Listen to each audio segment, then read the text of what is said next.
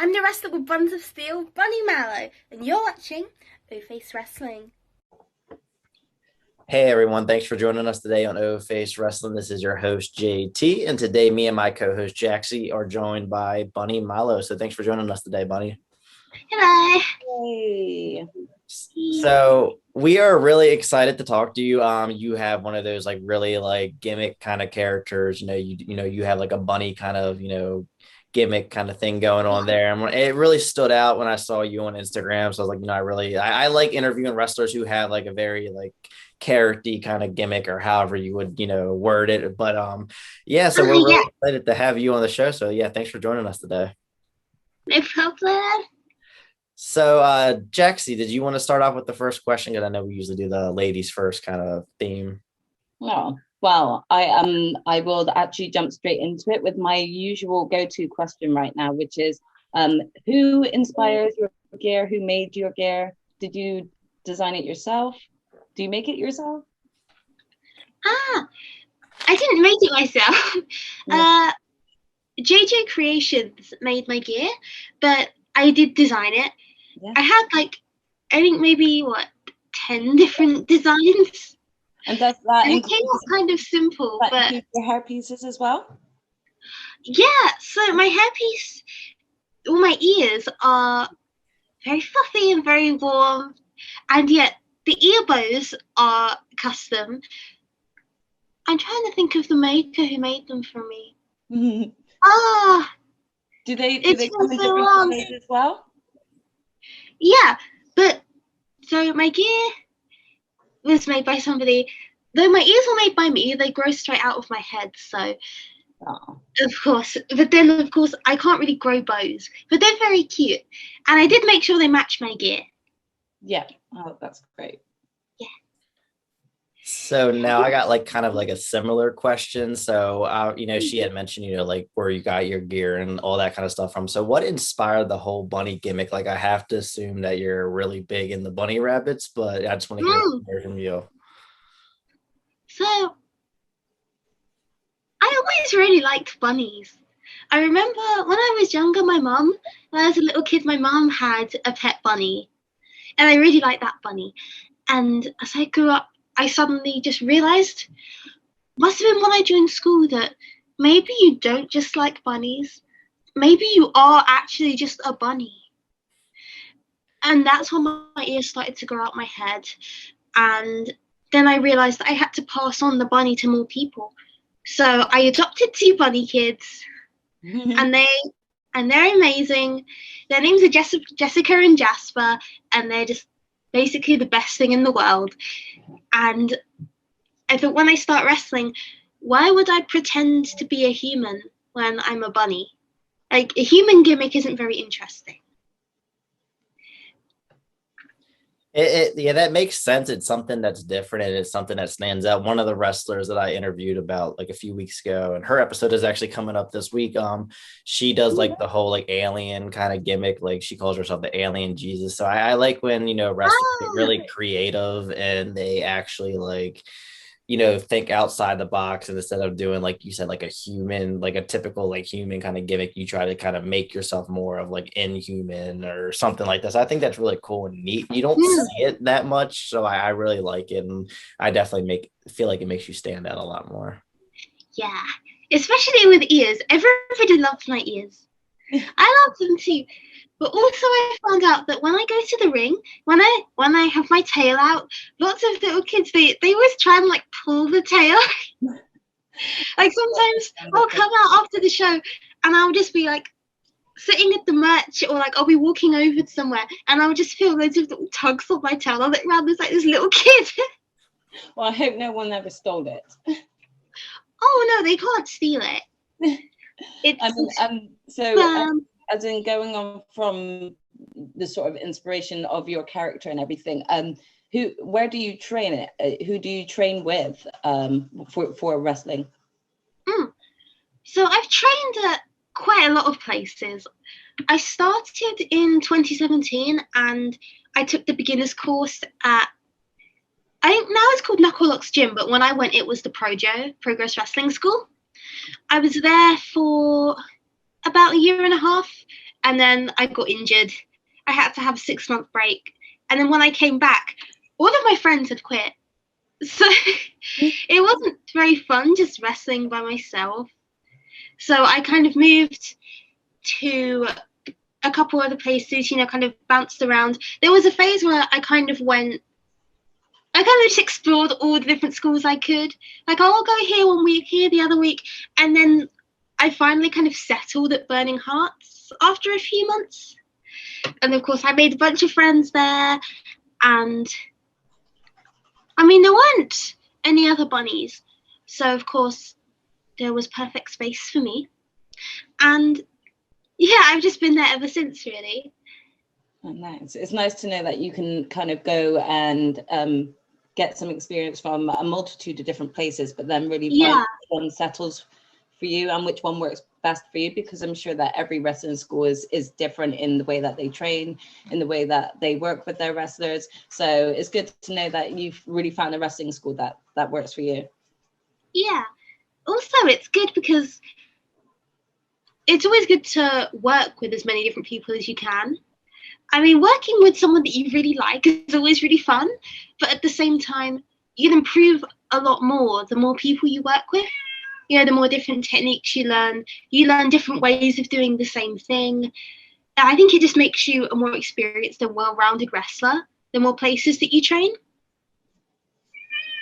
Yeah, because I know like every training school obviously has a different trainer. Every trainer has their own kind of style and the kind of knowledge they could pass on to you and stuff like that. Yeah. And I think the one part that's really interesting, you mentioned like kind of like 1 week here, 1 week there, because like I've always thought like when you sign up for a wrestling school, you have to pay like a certain amount, and it's kind of like a program kind of thing, not so I'm assuming it's kind of like a pay as you go kind of thing you were doing. Yeah, it depends on the school you go to. When I first started at Knuckle Locks, I did pay up front and then do a program. So I think it was an 8-week program, and they just taught you all the basics of wrestling. So your rolls, bumps. You learned like one very simple sequence. You learned rope running and some chain wrestling. And then at the end of the 8 weeks, you would do an assessment. And if you passed the majority of the segments, then you would basically be, well, you were in the school before, but you would be like officially in the school. Like you would be able to start learning more advanced things. And initiation to see whether or not you can do more. But then after that, it was basically a £10 a week kind of thing. So you would just pay for the times when you went. You would just turn up, pay. I know that some schools in the US do it slightly differently. I've heard of some schools, they take like a big upfront payment, and then that's just that you're just good. But I've never really seen that over here.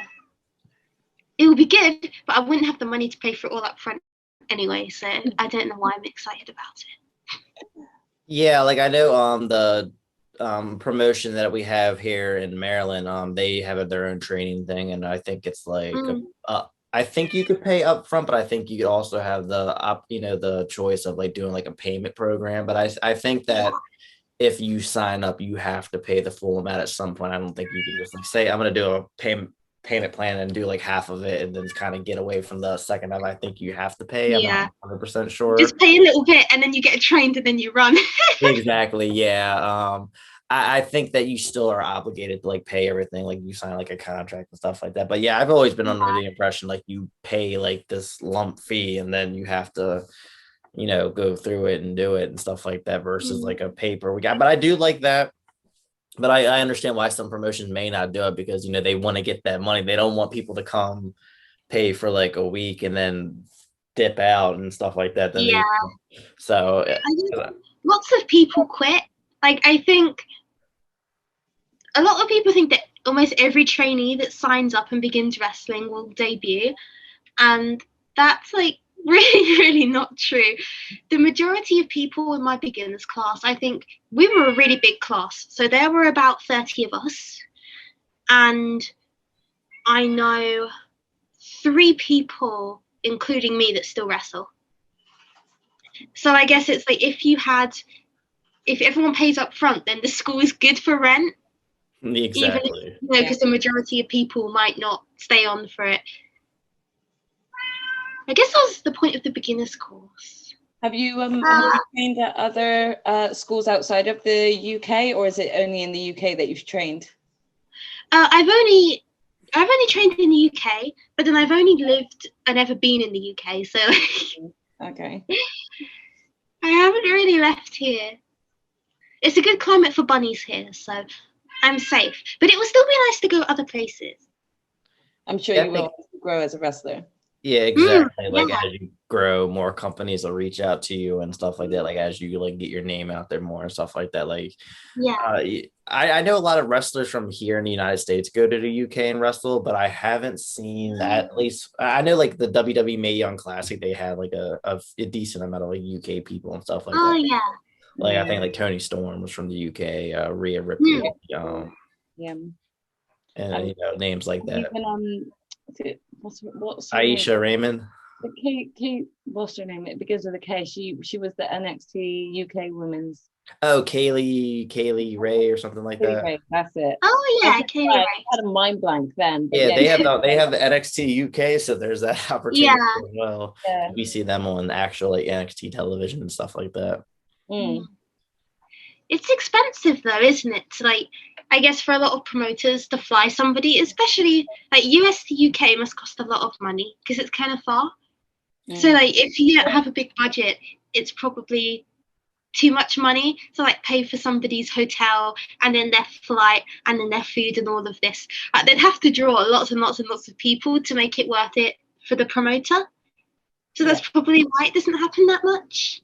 Yeah, that's what I always like thought of. Like when I see like wrestlers like go to the UK, for example, I'm thinking like, are they paying for their travel expenses out of their own pocket, or is the promoters paying them? Like, how does that work? Because I know like there are wrestlers here when they travel state to state. You know, some promoters will pay the travel expense, and I don't know how much that will be. But like when it comes to flying and going to a different country, that's a lot more money. So it's like, I know like WWE can afford it, but you know, like a regular like indie promotion, I don't know. Like it just like you said, depends on how big they are and how much of a crowd they could draw. Yeah. Sell lots of merch and then it's good. Exactly. Yeah. Even if you only have like 20 people there, if 20 people buy like 5 t-shirts each, then you're good. It's gonna be a hard sell, but it's a hard job, so. Do you have your own t-shirts that you sell? I did. I'm working on another design, but I also thought that I need to start working on it again, basically, because I put stuff on hold because of COVID, because not many people, you know, everyone was kind of tight on money, and I was like, I didn't really want to shove a t-shirt in people's faces, being like, hey, buy this, when people were like, need to pay their rent and stuff, you know? Yeah. I thought maybe it would be a bit insensitive. So now lockdown is over, and I think hopefully we're on the way up. Stuff like that is going to be coming really soon. I will definitely have to keep an eye on your social media page then to. Exactly, and we'll make sure we'll share it as well to the help you. Thank you. You're welcome. So now my next question for you is I see you've been you stream on Twitch and all. So tell me a little bit about some of the games you stream and like how long you've been doing that. Oh well, my current Twitch channel, maybe like a year and a half I've been streaming on it. Mostly we play Pokemon because I just really, really like Pokemon. I have a big collection of Pokemon games, and I have all the retro ones. I know the most about it. So we do lots of challenge runs on Pokemon. We're also we did some Among Us. We do some just chatting. A lot of the time when it comes to multiplayer games, it's kind of just the viewer's choice. So I'll put out a poll and be like, hey, what does everyone want to play? And then whatever gets voted the highest, we go and do that. So, there's something for everyone. Everyone can have fun. And sometimes my bunnies come on stream as well. And you can't really not like them. Even if you don't like me, you can't not like them. So that alone is a reason to come. Yeah, I did see that you had some Pokemon. Like you had like I think your most recent stream was Pokemon. Maybe when I looked at your Yeah. Twitch channel, I just like I never got into like the newer generations of Pokemon. Like I still stick with like the original Oh, generation. But yeah. I do still to this day I have the Pokemon Blue and Pokemon Red, and I played every now and then on the Game Boy Color. It's Ooh, still to this day it's still My fun. sister Like and I have yeah. Pokemon Blue and Pokemon Red. I definitely dabble in Pokemon Go, but I don't have any actual console Pokemon games anymore. Ah, right. yeah, when Yeah, the Pokemon Go. newer generation isn't. I like it, but not as much Mm. as It's the Yeah, older one. such a wide variety of games now, though, that Yeah, it's easy to be able to dabble into a bit of everything, isn't it? Really. yeah, yeah. There's so many different games now. Mm. But as long as there's a bunny Pokemon in it, then it's good. Mhm. Like the newest games that came out, it must have been like a couple years ago now. But I was thinking of not getting them, but then I realized they added a new Fire Rabbit Pokemon, and then I bought it. So Oh, and how was the game yeah, doing it? it just anything that has a bunny on, I pretty much just buy it. But yeah, now it's like my favorite Pokemon, so worth it. I don't know how it is in like the UK, but because of the fact that it's like the 25-year anniversary of Pokemon, like there's like a huge like Pokemon craze here in the United States. Is it like that in the UK too, where people are Uh, like buying up the cards and lining up at the I store? think there would be more of a craze if things weren't still up and down when it comes to sort of the yeah, pandemic and what we're allowed to do. They probably would make some sort of big deal about it in central London, but I mean, I think relatively it's been kind of quiet when it comes to that. I mean, I think if anything, a bigger pop for the UK has been the 25th anniversary of Resident Evil than it has had like a bigger yeah, pop. that's true. Like in terms of just sort of promotion and stuff, I've seen more Mm. promotion towards Resident Evil more so than Pokemon. I didn't But even know I'm that. presuming it probably would have had like something bigger in central London if we were all just like under normal circumstances. Well, hopefully. I mean, I feel like everywhere has a Pokemon Center but London. Yeah. Like One I want day. the Pokemon Center. We've got like a Harry Potter store now in Charing Cross, so I'm sure we'll get a Pokemon one soon. It took ages to get that, and we had the studios way before the Harry Potter store came out. So hopefully Oh soon yeah. we can get some sort of Pokemon shop. Shout out to Pokemon if you're listening. Yes, please make it. I'll spend all my money there. I'll work there for free in Well, exchange for Pikachu dolls. back into sort of wrestle talk. I think my next question for you is: do you have like a finishing move? And if that what's that finishing move called? If you've got one, is it a creative one? So I use a move called Down the Rabbit Hole, and it is a code breaker basically. Oh, okay, yeah. Because bunnies have really strong back legs. Creative down the rabbit hole. Yeah. Yeah. I knew when you asked that, I knew it was gonna have some kind of rabbit theme kind of name. I was thinking Yeah. that as well, yeah. But yeah, I was very curious to know what that was. Yeah, So, bunnies don't have very strong arms, but we have really strong legs, so you have to make the most of that. Mm. so what is the technical name for? Because I know everyone knows it as the Code Breaker because Chris Jericho made it famous, but doesn't it have like an actual like legit name? So I think it's a double knee face buster. Oh, okay. But when like I say that, most people go, And I go code breaker, and they go, It's a bit of a play on the words, isn't it? It's a bit of a mouthful. I just think it's funny when like you like how like or creative how it is like when people just add like their own little spice to like a move or something like that. Or they'll do like a little they'll do something kind of different. Like I know when John Cena was doing the spring something stunner or whatever, he would jump on the ring and kind of like do the Stone Cold Stunner kind of thing. I forgot what he put his own little spice to it, but I thought that was pretty neat.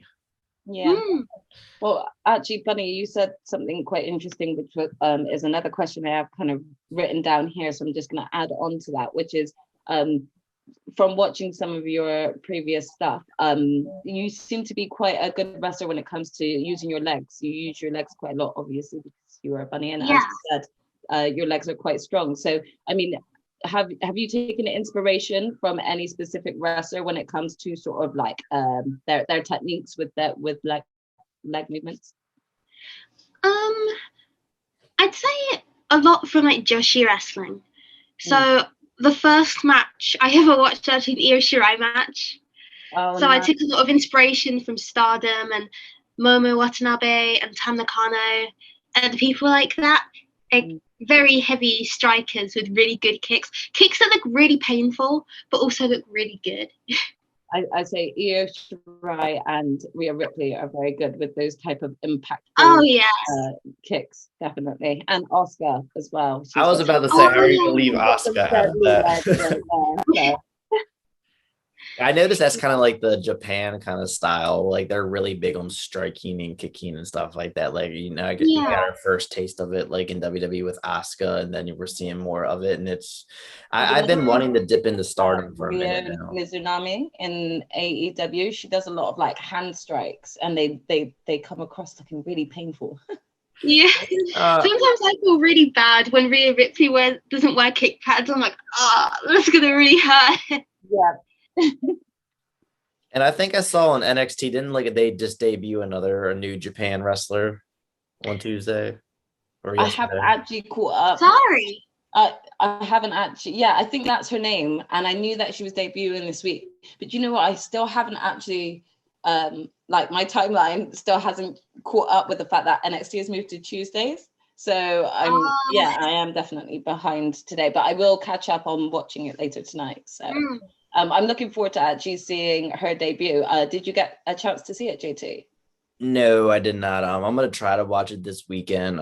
Typically I would do it on Fridays, but Friday is gonna be really busy for me. But I'm gonna try to get in on Saturday. I really want to see that. Typically, like either on Friday or Saturday, I'll watch NXT and then AEW on demand, and just to catch up on everything. It's too much wrestling for me. Can't watch all of it. It's like I go through phases where like basically I never watch anything live. Everything is mostly on demand. I'll get through my week, and then while I'm like doing coursework or something, I'll have it on in the background so I can catch up on everything, because there's just so much I want to watch, and I have to watch it before social media ruins it for me. Yeah, I know I'm exactly the same with that, especially both of us being here in the UK. The time is ridiculous trying to stay up to watch it and expect to actually get up early in the morning. So I definitely can understand having to kind of play catch up constantly all week. It's a constant struggle, but I'll never complain about wrestling. But you can never have too much wrestling. You can never have too much. It's so overwhelming sometimes when you want to watch it all. Because for me, I thought at first, like, you know what, I'm just gonna watch WWE, maybe AEW every now and then I kept hearing all the noise and all the, you know, everyone hyping the AEW up. So I kind of started watching a little more, and like, you know, this is actually pretty good. But I'm like, shit, now I got something now, another thing to keep up with. WWE is hard enough. They got so much going on, and then you got AEW. Then I got into Impact, and I was like, oh wow, like I'm really in for it now. You're like, oh no. But it's good. It's like, for me, like on Saturdays, that's my like lazy day, so I usually put everything on TV and I lay on the couch and just kind of relax, be on my phone, look at the TV, and it's something I really look forward to. Nice. I feel like most people have they watch most of wrestling, like wrestling fans, they watch most of the main promotions, but everyone has like that promotion that they're especially invested in and that they like won't miss for anything. Yeah, which is probably why everyone fights on Twitter all the time. I don't know why, but for me, I feel like it'll always be WWE, just because that's where I grew up watching it, and I feel I can't give it up. Like, you know, even though I will say, like, you know, sometimes Dynamite, you know, their episode might be better than like SmackDown or whatever, but it's just like I'm so invested. Like I will never give up on like WWE, because it just wouldn't feel right, you know, like it just when you've been doing something your whole life, it's just like you just can't just like 100% get rid of it. Like you just can't say bye-bye. Like, if I gave up Pokemon, you can't really See, I kind of gave up Pokemon for a little while, and then I feel like Pokemon Go kind of revived everything. Like I thought the whole idea Mm. of just like going out and playing like a game, like because I think that was the first time we've ever seen like a game like that on our phone where you have to travel around Oh and yeah. play it and stuff like that. So I thought that was neat. I definitely got a tan, and good exercise. Yeah. Well, Who I mean, thinking of who's kind of like an inspiration when it comes to sort of the wrestling business for you? Hmm. There are so many people who are so cool. I've always said that my favorite wrestler is Tam Nakano, just because I wouldn't say we're kind of similar in the sense that we're both really, really cute, and we both always have really, really pretty outfits. But her kicks are better than mine. Not for long, but for now they are. for now? Asuka Lee is also really good. Even though she's younger than me, and I know she would kick my butt, I still really want to have a match with her. Even though walking in is basically death, it's just like this all the time, and it just looks so. Everything she does just looks so smooth and effortless that it's just got this, I don't know, air of cool all over it. Cool sauce. I think you did that on the last recording that we did as well. Well, my cat is sitting next to me because she wants more food, and she was meowing before. I heard that. I thought she was like outside the room, like trying to get in or something like that. Oh no, she doesn't want to leave. She doesn't want to stay. She wants me to leave, so I will go and feed her third dinner. Oh. So speaking of like, you mentioned dinner.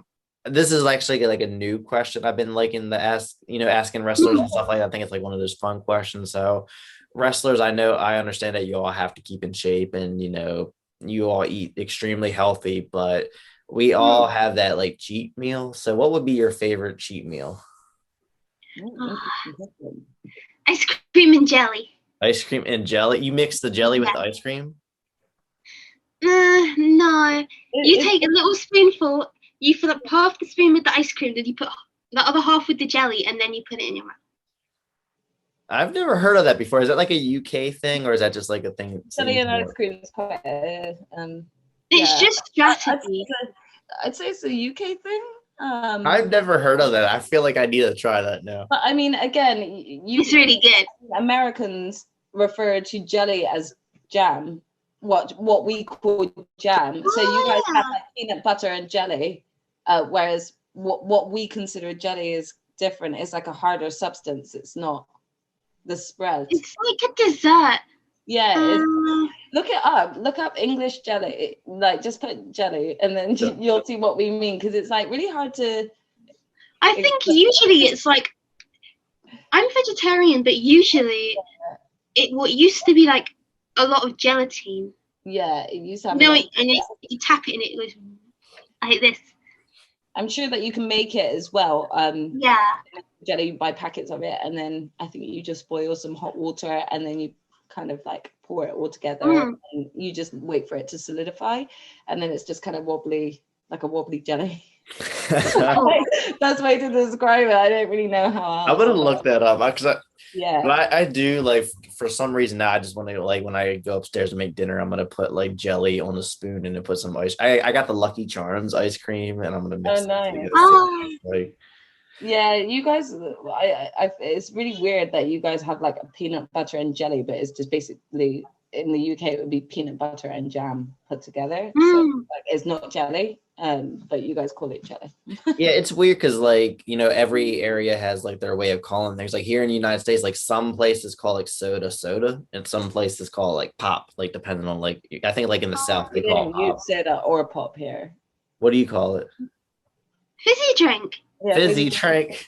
Because it's fizzy and it's drink. Brand name, Coca-Cola, Fanta, Pepper, Fruit Twist, Fanta, So we don't actually just say, oh, I'll get a bottle of pop, because that could be anything. That could be any of the fizzy drinks that are on the shop. You have to be very much more specific here in the UK when it comes to like, if you're saying to your friend to get you a drink from the shop, like, give me an orange fizzy. We're not get me a bottle of fizzy, because we don't know what they'll come back with. Could be sparkling water for all we know. Exactly. I think that's funny. I never knew about that. Like I've always looked at it as like soda or pop, or someplace called soda pop. Like it's just, Mm. I was calling it pop for a little bit when I interviewed Holiday on my show back in October. I forgot how the conversation came up. She was telling me how in their area they call it pop. And it just became like a whole conversation. And then I started calling it pop for a little bit. My wife's like, it's not pop, it's soda, stop it. Like I'm pretty sure like British and Americans could probably like have that type of conversation all day, just kind of different in what we kind of use for terminology compared to you guys. exactly. Like when the one wrestler mentioned like she was potatoed and I had no idea what it meant. I think we talked about that I think it was the last interview. What does potato mean? I don't know why I didn't even ask when she had mentioned it. I think she was in the middle of the story still, and I just forgot. But I was like, yeah, thinking like potato, like what does that mean? Potato. Well, I mean, with regards to kind of going back into wrestle talk, I've got a really good question. What have you ever had like a feud with someone, and who has that been with? If you've had a couple, do you have a favorite feud that you've worked with or worked on? So in Burning Hearts, I'm part of a faction called the Wild Heart Rebels, and every show it's kind of us versus the Hellfire Furies. So I guess that's kind of, our kind of little rivalry. Every main event, apart from one, is basically a multi-man tag match between us, and I've been in all of those. So it's intense, and they're really cool, but they don't really seem to like us very much. So yeah, I saw on YouTube you had a match versus Hellcat, and her yeah. style looked like the Catwoman from the old Batman movie, just like the leather suit and everything like that. Yeah. Personally, I think I'm cuter, but I don't think she wants to be very cute. Yeah, she didn't like. She looked very vicious. It looks like we just lost Jaxie, but I think she might have had connection issue. Yeah, I didn't know if it like froze on your end too, but it kind of froze on my end, and then it just ran away. Gotcha. Yeah, I don't know if she's gonna jump back in or not. Let me see. She just actually texted me. Her internet just cut out. But yeah, I don't know if she's gonna be able to come back. But yeah, so I'll wrap this up because I had one more question for you. So Oh no. She's coming back in. Jaxie. I have no idea what happened. I'm so sorry. My internet just sort of like dropped in and then just jumped me back in. Sorry. Oh no, usually you're good. It's my internet that does that. Yeah, you like froze for like 5 seconds, and then I'm like, I didn't know if it was on my end or not, but then you just kind of like cleared out. That's never happened on my end before, so I'm sorry about that. I know it's fine. It adds something like a little spice to the recording, like something new happened. But at least you came back. You've got a really nice screen grab of my face as well, just paused up. So I was just in the middle. I was asking her my final question about like her because this is something I usually ask every recording. What is your Wrestlemania dream match? If you could have a match against anyone at Wrestlemania, who would you pick, and would you pick like a stipulation or anything for it? I feel like I would actually quite love to do a tag match, because I feel like I have more people that I'd love to tag with than people that I'd like to face. Who's your tag partner at this point? Yeah.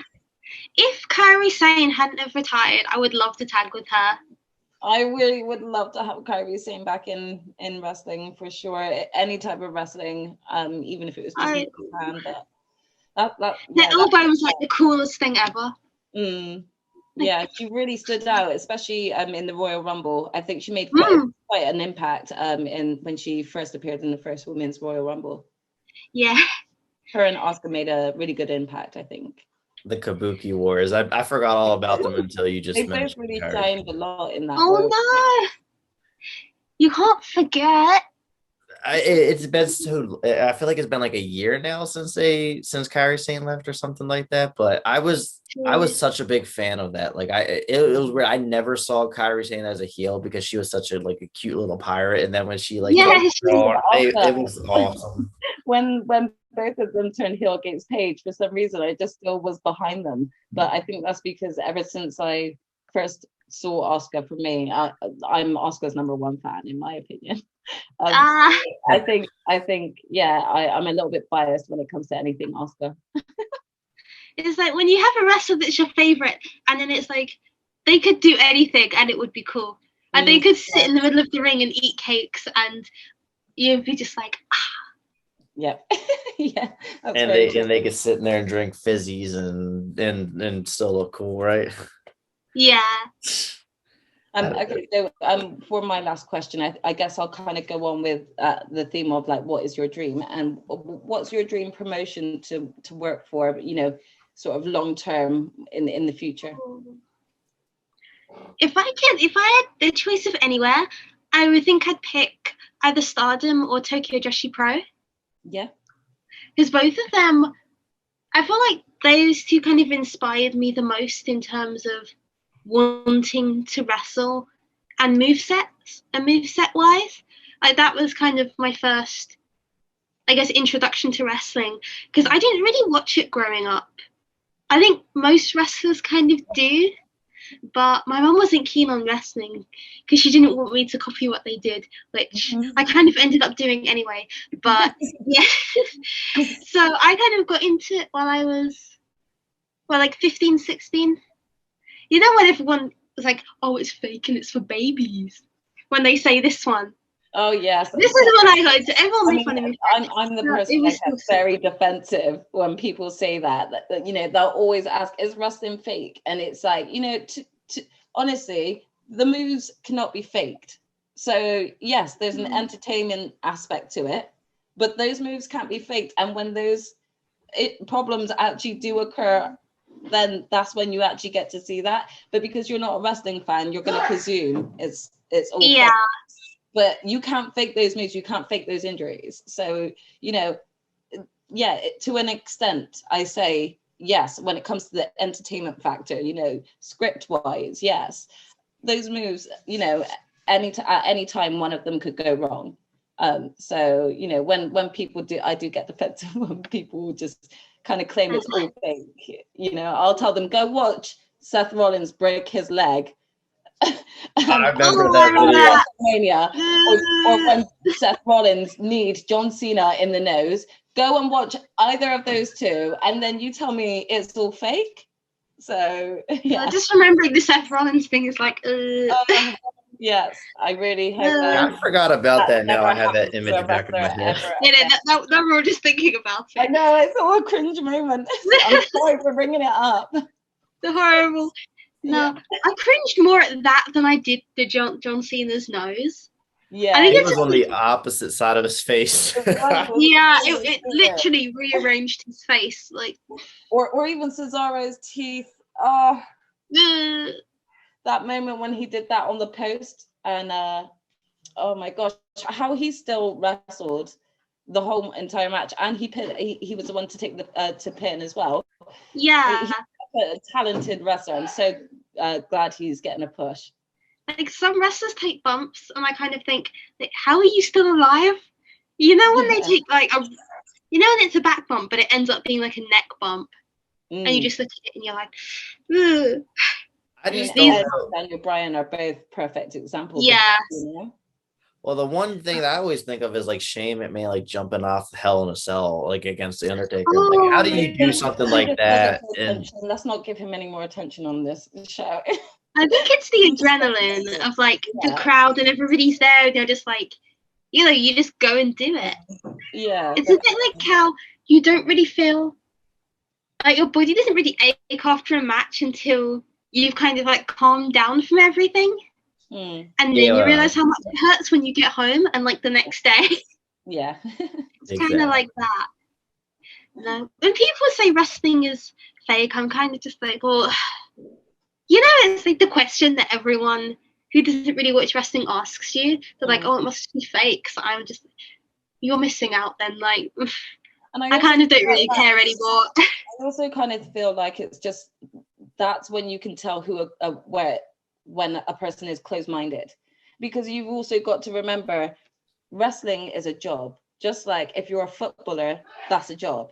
If you're an Yeah. athlete, that's a job. You're all putting on a performance. You know, basketballers are performing for us, the fans, to watch. It's no different, but just because they don't hit as hard as UFC and they're different from that, or MMA, you know, any of those sort of mixed martial arts, because they're not, you know, going the full 100%, for some reason, like, that's looked down upon more. And I just think that that's the wrong mindset to have. You're more closed off if you think like that, because at the end of the day, you've got to get more creative with storylines. You've got to work harder on your own personality, your own self, to actually win the charm of people, not just in live events, but people that are watching you all over the world. You know, a lot of people, I think this was, I'm going on a rant now, I'm sorry, but this was kind of how I felt when I went to university and I was studying acting, and a lot of the, you know, the business studies type students would like make snide remarks like, oh, all you guys have to do is act or perform. No, we have to be the ones that actually create the plays. We actually have to be the ones that stay up all night rehearsing. We're the ones that are creating the set. We're the ones that are creating the costumes, the music score, you know, all these things. And you made we're costumes. doing dissertations and that on top. So we're doing written work on top of, you know, rehearsals and everything like that. So sometimes people are just so close-minded and they're not looking at the bigger picture. Not only is it a job, but it's also one that you're taking big risks in already, as well as trying to put on a performance and entertain people. So it's just close-minded people whenever I think that they just look down on wrestling. Shame on you. They're missing out on so much though. They are. I think is a wonderful way of creativity, wrestling, and it's something that really just sparked my creative mind as well. I am one of those people that grew up watching wrestling, and that was predominantly thanks to my dad. And you know, I think that if I hadn't watched it back then, I don't know whether or not I'd be as creative as I am as a person now. So yeah. Yeah. But yeah, I think part of the whole like thing too is a lot of people like they look at it as, you know, something like they enjoyed when they were younger. And I feel like if you grew up in the 90s, you know, once when you kind of got older, I feel like John Cena being the face of the company and, you know, him wearing all the colorful stuff. And you know, we all know he's really popular with the young kids. I think people kind of got the impression that it's like it's a promotion that's for kids and stuff like that, because it did get very kid friendly at one point. That whole like young thug sort of vibe, and that was in like the early 2000s. And I think that's what really did draw in a majority of the younger audience, because of the fact that era, in that time, it sounds really like we're talking ancient ago, but not really. But in that time, young kids growing up all did kind of find the young thugs and look quite, you know, the in thing, you know, the rapping and everything like that as well. You know, it was really taking off, and John Cena was sort of like that spokesperson that was kind of representing different aspects that really young kids in the early 2000s were really kind of like looking out for. So he did become kind of a idol in that sense as well. I feel like he gets a lot of comparison to The Rock, and that is because me growing up in the 90s, that was kind of like The Rock was my John Cena. Like, he was the one that I found was the coolest guy on earth. You know, he's the one that my dad used to mimic and quote all the time, and I used to find it so cool, you know? So yeah. I still mimic and quote him to this day. Like, I do too. And Stone Cold Steve Austin. Yes. Yeah, I miss him. Like, I just miss the 90s, you know, wrestling in general. Like, that was the best time. Like, we'll never see an era like it, because, you know, we live in a much more like sensitive era where like you cannot do that kind of stuff that they used to do. But it was just so fun. I loved how like edgy they were. They just did stuff and they just did not care. Like, I just miss it so much. Yeah. But yeah, that's, you know, all the questions that I had. Did you have any more, Jaxie? I don't actually know. That was all from me. All right. So yeah, Bunny Mallow. So thank you so much for joining us today on O Face Wrestling. It was definitely really fun having you part of the show today. Definitely. Thank you. Yeah, absolutely. Kind of seeing your progress and seeing what's in store for you next. Hopefully lots and lots of cool things. I mean, things, I guess, in the UK are still working towards being back to normal. Like we have shows that have been announced for late July, August. Yeah. If things keep on going like this, hopefully they're going to go ahead, and then we can have our like summer season of wrestling. That would be great. And then I can wrestle up with everything that you sort of look to get booked into. It would be great to actually see you. Yeah, I'm hoping I'll be able to wrestle lots. Maybe I'll even win like a championship. I can bring it home because my bunny kids really like shiny things. Aww, so if something reflects against the light, they like staring at it. So I can get them a new shiny thing. I'm sure they'll love to have like a shiny new accessory to take a selfie with. Oh yeah. Put it on Instagram. Yes. Well, we'll keep an eye out for that. Absolutely. Yeah. And did you want to share your social media so all the listeners know where to find you?